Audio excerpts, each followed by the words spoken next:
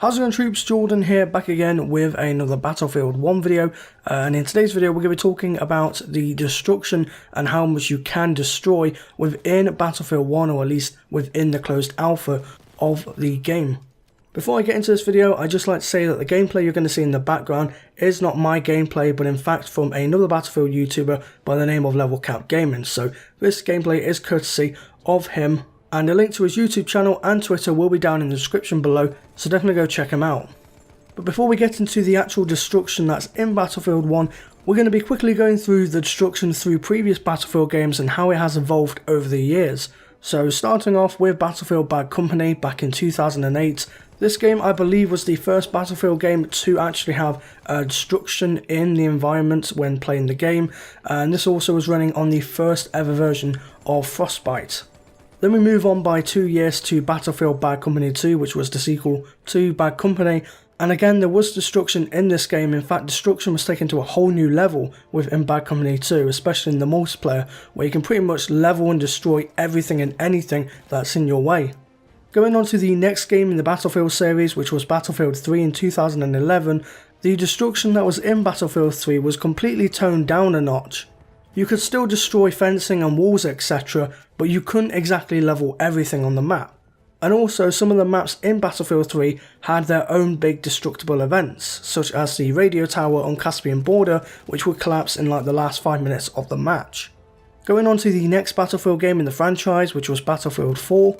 This game had the normal destruction that was in Battlefield 3, however though there was another layer added on top of this called Levolution, which were these heavily scripted events that would occur on the map via the players. Now while the idea of huge destructible parts of the environment sounded very cool at the time, it didn't really play out well in reality, since everyone would try to make the Levolution happen within the first 5 minutes of the match starting. For example, whenever I go and play a game of Siege of Shanghai, 9 out of 10 times when I join a game of Conquest on this map, the skyscraper is already down and everyone's literally just scurrying along to the top of the other skyscrapers, and they have their long range sniper battles, which in my opinion slow down the gameplay a lot on Siege of Shanghai. This is a perfect example of the idea sounding cool, but in actual gameplay it didn't really benefit the game too well. But here we are up to date in 2016 with Battlefield 1. So how exactly is the destruction within Battlefield 1? Judging from the gameplay that we have seen so far, as well as from what the DICE developers have said in interviews, Battlefield 1 destruction is more like a nice mix of Bad Company 2 and Battlefield 3 destruction, with a tint of Battlefield 4 Levolution, since we now have the new behemoths in Battlefield 1. The gameplay that you're seeing here is courtesy of JXBArmy, which again is another Battlefield YouTuber, and a link to his YouTube channel and Twitter will be in the description as well. Now as you can see here from the Battlefield 1 gameplay, you can destroy barbed wire fences, small rockery, walls, etc, and you can also damage buildings to the point where they can actually collapse, so this is where the Bad Company 2 style of destruction comes into play. However though, some buildings can't be fully destroyed. With these buildings you can destroy part of the walls and the floors, but some of the walls just literally can't be destroyed, they're literally indestructible.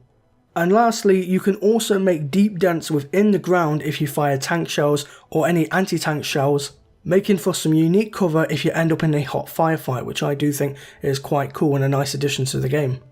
Just like with previous Battlefield games, you can destroy pretty much all the vehicles in the game, and also you can destroy the behemoths, as we see on St. Quentin Scar, where if you actually damage the Zeppelin enough, the Zeppelin will catch fire and will basically just come crashing and burn into the ground, and all the metal and shrapnel that's just left over will remain on the map, so it'll be kind of like a maze once it actually lands on the ground. But that's pretty much all we have in terms of the destruction within Battlefield 1. So hopefully you have enjoyed this video, troops. If you did, then do give the video a thumbs up, I would appreciate it a lot. And like I said, definitely go check out these other Battlefield YouTubers in the description below.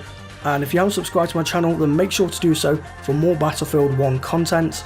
And until the next video, I thank you all for watching, stay true to me troops, and I'll see you in game.